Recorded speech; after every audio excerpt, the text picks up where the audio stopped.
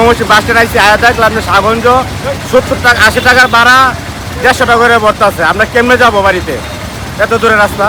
না ঢাকা ভাড়া নিচে, সব জায়গায় বেশি নিচে ভাড়া, তবে এখান থেকে সিএনজি ভাড়াটা বেশি। আমি আপনার ওয়াইফের নিয়ে আমি স্কোয়ার মাস্টার থেকে জাস্ট দুপুর যাবো। তো আপনার ময়মনসিংহের ভাড়া হচ্ছে স্কোয়ার মাস্টার বাড়ি থেকে 200 টাকা, ওই জায়গাতে আপনার 400 টাকা নিতেছে, মানে ডাবল ভাড়া নিতেছে। এটা আসলে তো ঠিক না। আমি যাবো না বলি, নর্মালি 100 টাকা বা 150 টাকা ভাড়া, ওই জায়গাতে আপনার 400 টাকা নিতেছে, মানে ডাবল থেকে ডাবল নিতেছে। আমি আসছি ঢাকা থেকে ময়মনসিংহে নামলাম। এখন ময়মনসিংহ থেকে শাহগঞ্জের ভাড়া 80 টাকা, এখন ভাড়া লাগতেছে হচ্ছে 150 টাকা, প্রায় অর্ধেক কিছু বেশি। সিএনজির ভাড়া অনেক বেশি, ডাবল ভাড়া।